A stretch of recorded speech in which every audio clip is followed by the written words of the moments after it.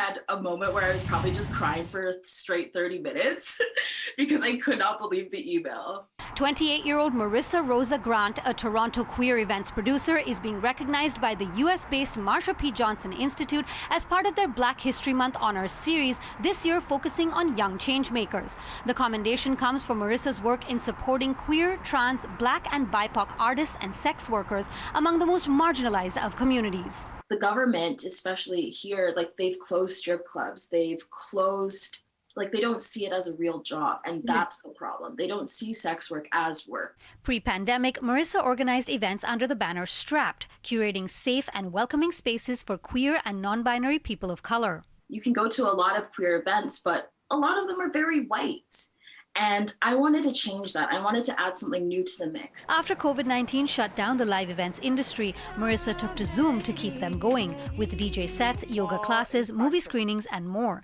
They soon tied up with Maggie's Toronto, one of Canada's oldest bi and for sex worker support organizations, to create virtual strip clubs with strictly Black and queer performers under the banner The Strap House.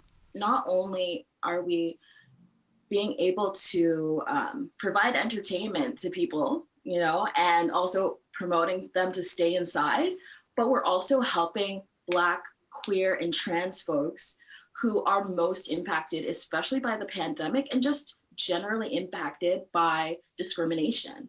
All proceeds from ticket sales go directly back to the performers. An upcoming adult film festival will also benefit the Maggie's Toronto Black Sex Worker Fund. Anti-Black racism is really awful in terms of sex work. Like the pandemic has really hurt sex workers quite a bit. There are so many different kinds of sex work, right? And so sex workers who were working in the downtown east, like on the street, for example, are impacted very differently than strippers and massage parlor workers. In terms of what it means to be like a Black stripper in the city, you know, it's not uncommon to go to clubs here and be told, oh, we already have one of you. We already have a Black girl here. Put a wig on, change your name, look less Black.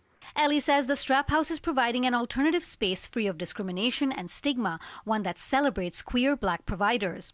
And when it comes to being recognized for their work, Marissa says the honor is particularly meaningful because of where it comes from, a group they have admired named after a trailblazing trans pioneer. I went to a Catholic school, so queerness wasn't even a topic that we could even delve into. So to now receive this honor from someone that I had to dig deep to look and learn about, a group that I looked up to so much for the work that they're doing. It's just such a great big honor, and trying to explain it to my parents who are very straight was very fun. Now, Marissa says the honor has been extremely validating for themselves and their own identity as well. For a more detailed look at their work, you can go to our website, citynews.ca. For City News, I'm Dilshad Burman.